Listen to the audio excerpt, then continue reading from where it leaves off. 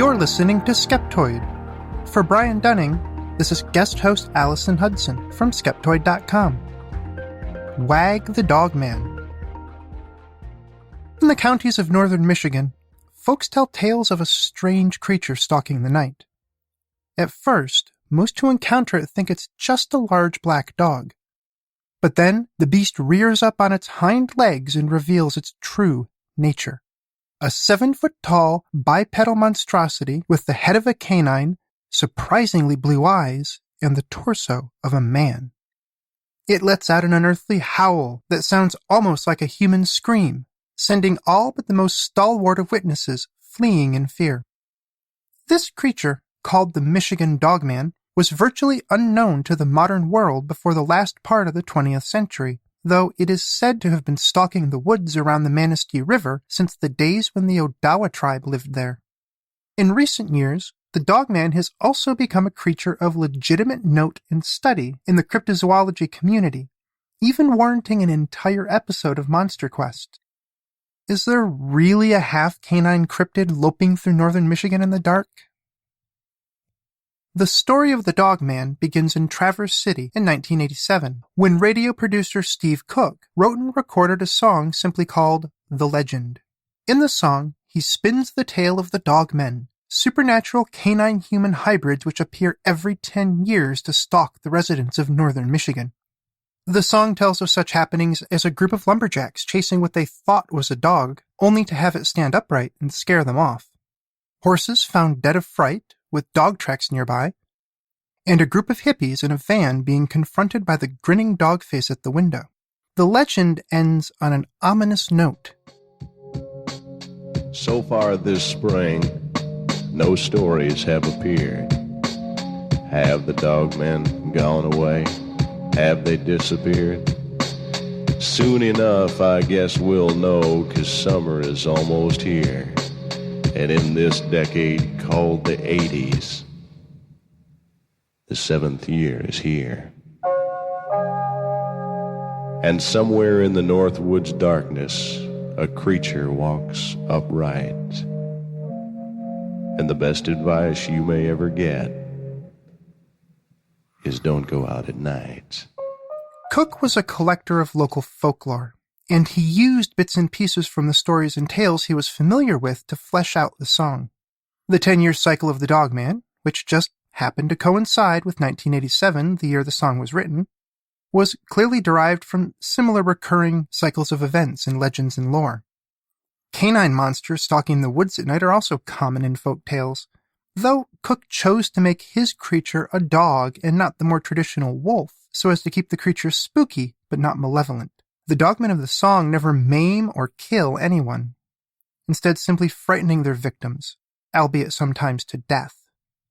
With tongue firmly in cheek, Cook played the song as an April Fool's Day treat for listeners of Traverse City's WTCM in 1987. To Cook's surprise, listeners latched onto his little joke. Whether seriously or in the spirit of playing along, listeners began to call up with their own monster encounters. Those listeners prompted others to call in and share, and then the story spread to front porches and local diners, and soon the newspapers began to pick it up. Then there was an animal attack in nearby Luther, Michigan, and rumors quickly spread that it was the work of the actual creature. The Michigan Dogman was no longer a joke, but a legitimate threat. Since that spring, the Dogman has increasingly shown up in books, websites, and television programs about cryptids, is not just a fictional legend, but is a real beast. People relate tales of Dogman sightings, sometimes with photos taken during their encounters. Canine tracks deemed unusually large or spaced too evenly are sometimes found and photographed or, in true cryptozoology style, collected as plaster casts. Researchers have dug into newspaper reports, history books, and local folklore for anything that could even remotely be connected to the beast, to prove that the Dogman predates the song, and they have cobbled together a thread of stories going back centuries. The Dogman even has its own expert in the form of author Linda Godfrey, who has not only written books about both the Dogman and Wisconsin's Beast of Bray Road, a similar regional monster legend, but also acts as a go-to source on the Dogman for the likes of Monster Quest and Coast to Coast AM. So what exactly has happened here? Is the Dogman real or a hoax? And how does the song The Legend play into it all? There are two ways to read the Dogman's rise from April Fool's Day joke to serious cryptid. First, one could read it as a cosmic coincidence. Cook just happened to write a song that unknowingly matched the descriptions and habits of an actual cryptid running around the woods in northern Michigan. That seems to be the position that Cook himself prefers to take. He told the Detroit Free Press in 2011 that, "I made it up completely from my own imagination as an April Fool's prank for the radio and stumbled my way into a legend that goes all the way back to Native American times." The other possibility is that Cook's song served as a catalyst for the mass invention of a belief. There is no Dogman, but there have always been campfire stories and tall tales of strange monsters in the woods. Scattered, unrelated, none of them true. But until Cook wrote his song, any individual stories about monsters in northern Michigan were just that, individual stories. What Cook unintentionally did was give those stories a shared identity to gather around, and in doing so gave northern Michigan a monster believable enough to be taken seriously. If the first possibility is the right one, then there should be evidence of such a creature. And in the years since the legend, people have certainly been looking. It's hard not to be supremely unimpressed, however, with what they have found. There's the aforementioned string of historical stories, which can only charitably be called evidence. Modern witness reports, which don't fare much better, most of them being completely uncorroborated.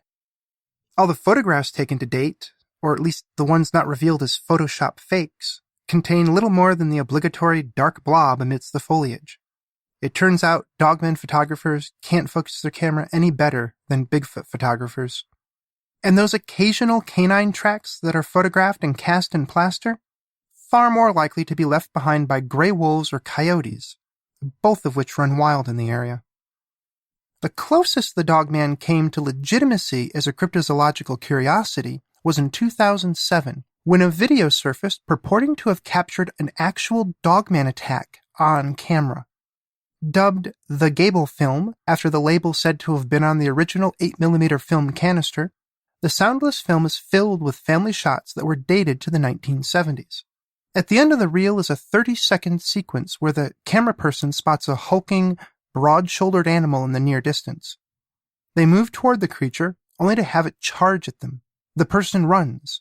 The camera drops. There's a hint of fang and claw, and then nothing. If real, the Gable film could have legitimately become the Patterson-Gimlin film of the Dogman legend. Not surprisingly, the Gable film and a follow-up film which surfaced a year later were both hoaxes, as confirmed by the very last episode of Monster Quest in 2010. The creator of the film was a Michigan resident, Micah Grusa, who was a fan of the original song and who wanted to do something in 2007 to keep the every decade in a year that ends in 7 cycle going. He ultimately approached the originator of the legend, Steve Cook, to help him perpetuate the deception by sharing the found video on his website. Cook played along, almost certainly in the same spirit as he had recorded the original song 20 years before. That Cook was willing to join in on the Gable hoax speaks volumes about what he really thinks about the possibility of there being a real Dogman. Cook himself acknowledges this, saying of the possibility of a real Dogman that, "I'm tremendously skeptical because I've sort of seen the way folklore becomes built from the creation of this song to what it's turned into. But I do believe people who think they saw something really did see something. I also think the Dogman provides them with an avenue to explain what they couldn't explain for themselves." Cook's reference to folklore there is important. That folkloric aspect is almost glaringly obvious in the Dogman dogma. Here's one of my favorite examples, taken from Godfrey's book on the Beast of Bray Road, which, yes, has a whole chapter on the Dogman in it. It begins with, "A Manistee County man who was parking with his girlfriend in a wooded area one night when they heard something suspicious. Due to the nature of their activities, the windows had become steamed so they couldn't see out. When they cautiously wiped a spot clean, there was the face of a Dogman staring back at them. The story ends with the man saying he swore off parking from that day forward. If you're a student of urban legends, you should immediately recognize this motif. It's a classic, people doing something morally questionable are shocked back into moral compliance by an unsettling encounter story. In fact, it is in form very much like the old story of the Hook Man, where two teens parking in some out-of-the-way spot get scared off by news reports about an escaped killer with a hook for a hand, only to find when they get home that there's a bloody hook hanging off the door handle. Like the man from Manistee, the teens are faced with a scare and a lesson about the dangers of sexual impurity. The parallel between the two stories is almost uncanny. It's also easy to parallel the rise of the Dogman with the rise of another famous made-up monster, Slender Man. Like the Dogman, Slender Man has clearly documented fictional origins. But in the years since, the lines between fiction and belief have started to blur, such that some people think seriously about the Slender Man as an actual entity. In the case of Slender Man, this rising tide of belief sadly crested in 2014, when two girls allegedly stabbed a third girl in order to appease the made-up spook. Luckily, no such incidents have resulted from belief in the Dogman. Ultimately, I don't think that very many people in northern Michigan take the legend of the Dogman too seriously.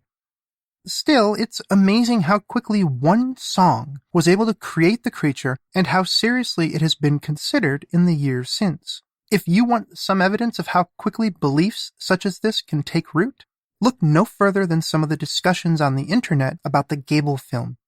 Ever since Agrusa revealed his hoax, there have been believers who voiced doubts about his confession. They want the video to be real so badly that they persist in their belief despite the fact that not only could Agrusa produce every period prop used in the film for the Monster Quest episode, but he himself also appears on camera during the film. Even though it's likely just a story, the Michigan Dogman has quickly become a part of the fabric of northern Michigan. Steve Cook travels to local fairs and festivals to share his famous song, selling CDs and donating the proceeds to local animal shelters. Local authors have written several novels based on the Dogman legend, and local filmmakers have even turned the Dogman into a movie monster. So long as the Dogman remains relatively inoffensive and scary, but not deadly, the residents of northern Michigan seem perfectly content to continue believing, with a wink and a nod, in their nocturnal canine cryptid.